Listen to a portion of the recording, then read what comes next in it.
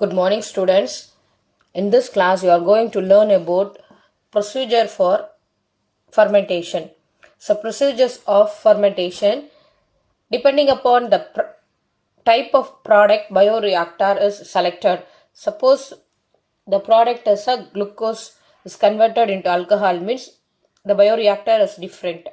So, depending upon the product, the bioreactor is selected. A suitable substrate in a liquid medium is added to at a specific temperature, pH, and diluted. So, depending upon the product, the substrate media is also varied. So, a suitable substrate in liquid media is added to a specific temperature, pH, and also the product is diluted. The substrate is diluted. The organism, such as microorganisms or animal or plant cell or subcellular organelles or enzymes, is added to it. So to the substrate, the organism such as microbes for if for example, if alcohol is made, means we have to add the yeast or some other product, microbial product can be added. The enzyme is added to it, then it is incubated at a specific temperature for the specific time. So the depending upon the product, the time period required for is varied. So depending upon the product, the specific time is required and specific temperature. The incubation may either be aerobic or anaerobic. So the incubation under the presence of oxygen or absence of oxygen. Withdrawal of a product using downstream processing method. I already learnt about downstream processing method. So downstream process means the process after the fermentation is done. So for example, distillation method, that is purification, centrifugation, filtration, and solvent extractions are made finally. The next application of fermentation in industries. So fermentation as applied in industries, that in the formation of microbial biomass production. So microbial cell, that is biomass like algae, bacteria, yeast, fungi are grown, dried and used as a source of complete protein called a single cell protein. Single cell protein serves as either a food or fodder for the animal. So food for the animal is called as animal feed. So single cell protein is used for human food and also as a animal food. Microbial metabolism. Microbes produce compounds that are very useful to man and animals. These compounds are called as a metabolites. It can be divided into two groups. One is a primary metabolite and secondary metabolites. Primary metabolites. The metabolites produced from the maintenance of life process of microbes are known as primary metabolites, such as ethanol, citric acid, lactic acid, acetic acid. These are coming under primary metabolites. The metabolites produced for the maintenance of the life process of microbes are called as a primary metabolites. Secondary metabolites. The secondary metabolites are those which are not required for the vital process of microbes but have a value added nature.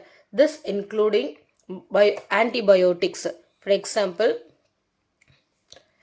amphicytrins, penicillin, streptomycin, tetracycline, vitamins, alkaloids, toxic pigments. These are the secondary metabolites which are produced by the microorganisms. So they are not required for their survival, but they play a vital role in the process, vital role of microorganism, but have a value added nature. This includes antibiotics are coming under the secondary metabolites. Microbial enzymes. When microbes are cultured, they secrete some enzymes into the growth medium. So that when the microbes are cultured, they secrete some enzyme into the growth media. These enzymes are industrially used in detergent, making detergent, food processing industries, brewing industries, and pharmaceutical. For example, prostase, amylase, isomerase, and lipase are the microbial enzymes which are produced by the microbes. They are extracted by using fermentation process. bioconservation, transformation or modification of the substrate. The fermenting microbes has the capacity to produce valuable product. For example, conversion of ethanol to acetic acid, that is vinegar, isopropanol to acetone, sorbitol to sorbose. It is used in the sorbose is used in the manufacture of vitamin C, sterols to steroids. So by using the fermentation method, some acids and amino acids are used to convert into useful product. Single cell protein. The single cell proteins are dried cells of microorganisms that are used to produce protein supplement in human food or animal feed. So the single cell proteins are the dried cells of a microorganism that are used as a protein supplement in human foods or animal feed. The single cell proteins offers an unconventional but feasible solution to protein deficiency faced by the entire humanity.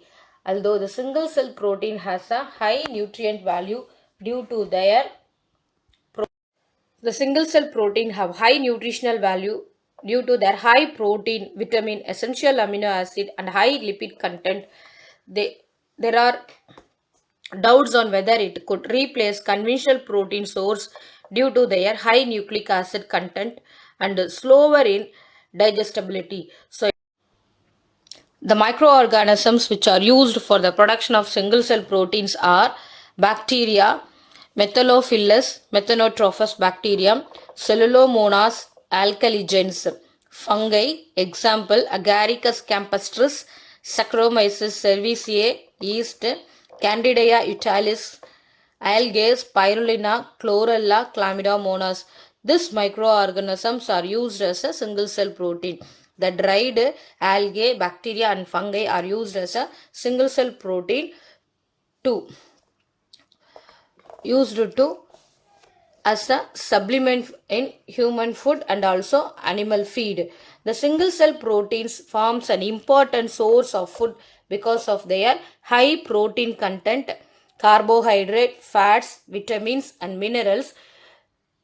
These are having high nutritional value. It is also used by astronauts and Antarctica expeditions scientists. Spirulina can grow easily on materials like wastewater from potato processing plants. That is, potatoes are having a starch content, straw, molasses, animal quantities, and can serve as a food rich in protein,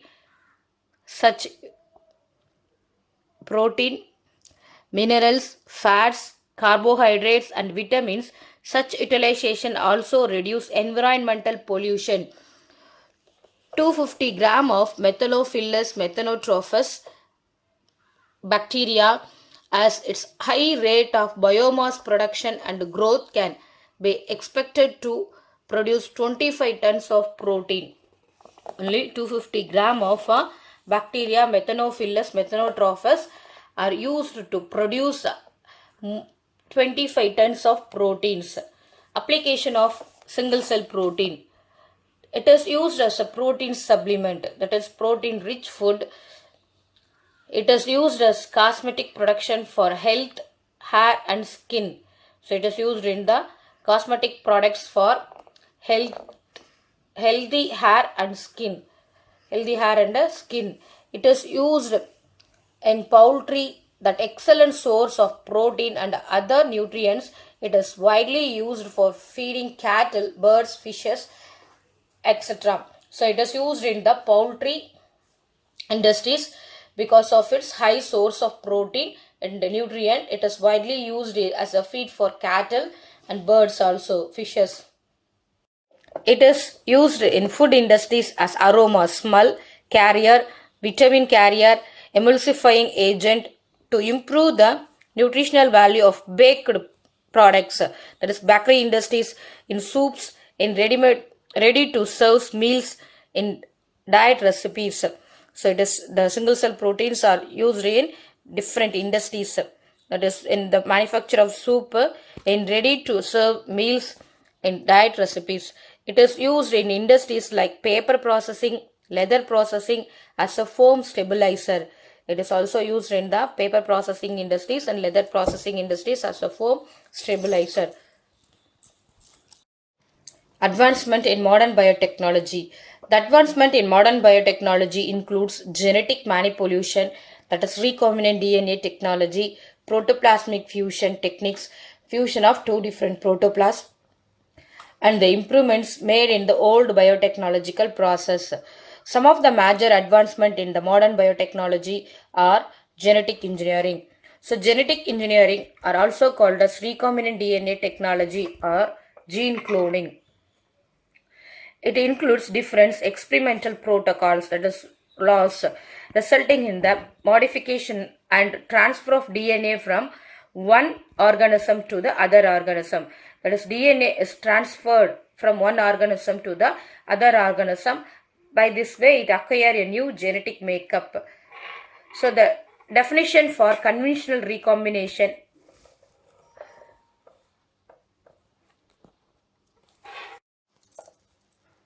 Conventional recombination involves exchange or recombination of genes between homologous chromosome. Homologous means they are similar in structure, size, and function. So the recombination, that is exchange of recombination, is takes between homologous chromosomes during meiosis, that is packeting stage. Recombination carried out artificially using modern technology is called as a recombinant DNA technology, that is rDNA technology. It is also known as gene manipulation or gene cloning technique. This technique involves the transfer of DNA coding for a specific gene from one organism to the other into the other organisms. So by using rDNA technology, the genetic makeup of an organism is changed by inserting the genetic gene of one organism into the other organism by using specific agents like vectors or using instrument. It is used to change the genetic makeup of an one organism by another organism by using vector or using instrument like electroporation, gene gun method, liposome mediated liposome mediated method, chemical mediated transfer, and microinjection. Conventional recombination involves exchange or recombination of genes between homologous chromosome. Homologous means they are similar in structure, size, and function. So the recombination, that is exchange of recombination, is takes between homologous chromosomes during meiosis, that is packeting stage. Recombination carried out artificially using modern technology is called as a recombinant DNA technology, that is rDNA technology. It is also known as gene manipulation or gene cloning technique. This technique involves the transfer of DNA coding for a specific gene from one organism to the other into the other organisms. So by using rDNA technology, the genetic makeup of an organism is changed by inserting the genetic gene of one organism into the other organism by using specific agents like vectors or using instrument. It is used to change the genetic makeup of an one organism by another organism by using vector or using instrument like electroporation, gene gun method, liposome mediated liposome mediated method, chemical mediated transfer, and microinjection. Steps involved in recombinant DNA technology. The steps involved in recombinant DNA technology are: first, isolation of DNA fragment containing a gene of interest, that is need to be cloned. This is called the insert. So it is gene of interest is a known gene. So the changes which we made in the organism by using another gene. of another organism is a gene of interest. So it is first we can isolate the DNA fragment containing gene of interest that is known. For example, we have to change the disease resistant capacity of an organism, the plant that is not naturally having disease resistant power. So we have to introduce a disease resistant power into an organism. The disease resistant capacity is the gene of interest. Isolation of DNA of a fragment containing gene of interest, that is disease resistant, that need to be cloned in another organism. This method is called as a insert. Generally, the generation of recombinant DNA or rDNA molecule by insertion of the DNA fragment into a carrier molecule is called as a vector. So the substance or the thing which is used to insert a gene of interest from one organism to the other organism by using a vector. So that is vehicle which transfer a gene of interest from one organism to the other organism that can self-replicate within the host cell. So it have the ability to replicate inside the host cell. So generation of recombinant DNA technology, that is recombinant DNA molecule by insertion of the DNA fragment into a carrier molecule called as a vector. The vector is a one which passes gene of interest from one organism to the other organism. The capacity of the vector is that they can having self-replicative within the host cell. Selection of the transferred host cell that is carrying the rDNA and allowing them to multiply here by multiplying the rDNA molecule. So the capacity of the host is it have to carrying the rDNA and allowing them to multiply within the host nucleus. So that is the rDNA molecule is multiplied inside the host cell.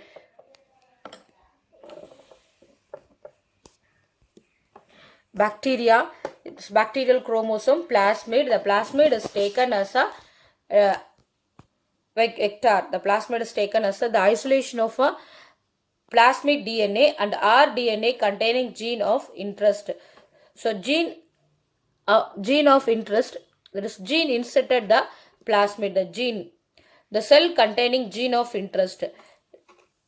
This is the donor DNA.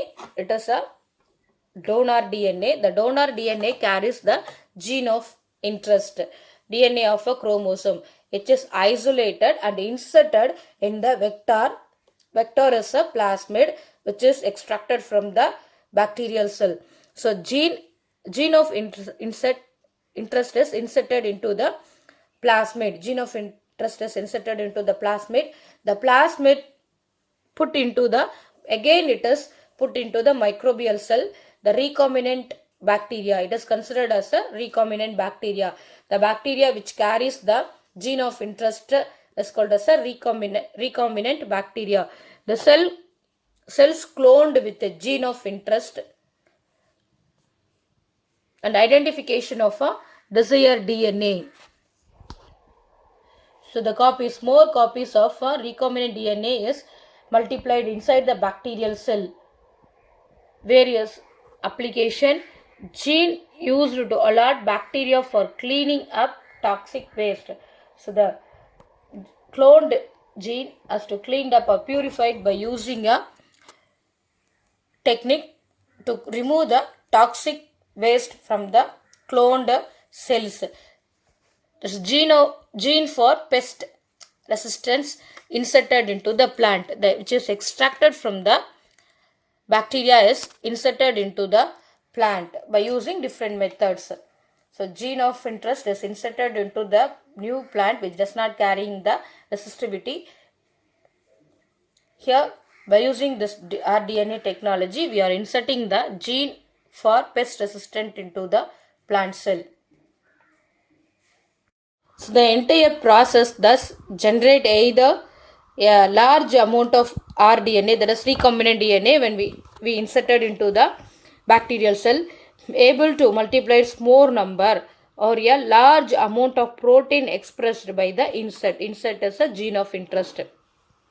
we inserted into the bacterial cell have the ability to generate either large amount of recombined DNA or a large amount of proteins. The vector are not involved, the desired gene is multiplied by PCR. PCR is a polymerase chain reaction. It's a common laboratory technique used to make of a particular region of DNA.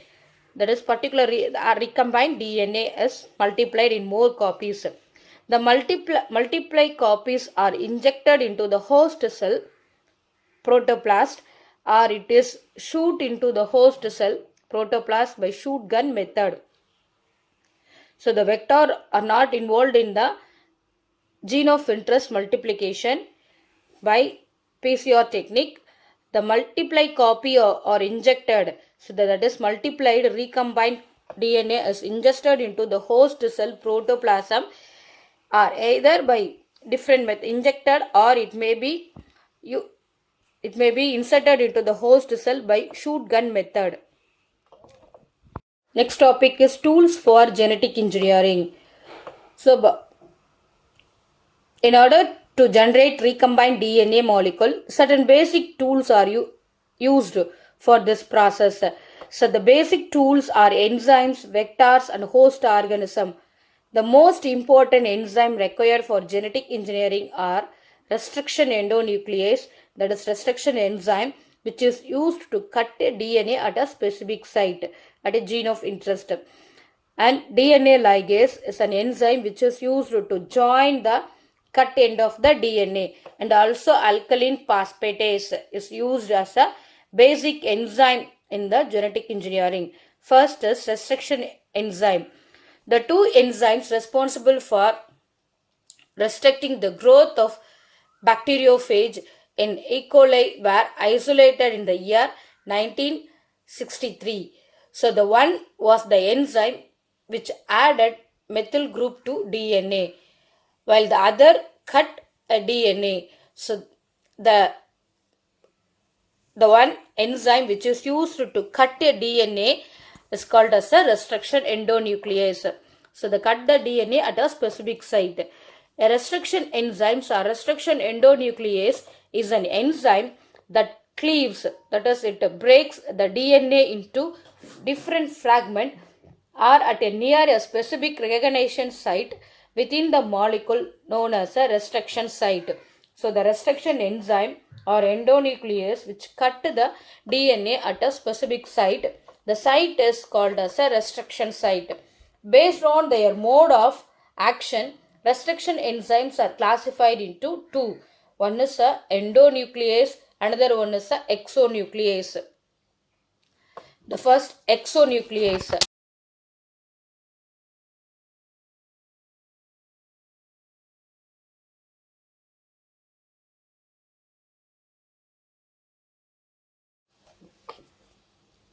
Exonuclease are enzymes which removes the nucleotide one at a time from the end of a DNA molecule. So, nucleotide is made up of adenosine, phosphate, and sugar. So, this nucleotide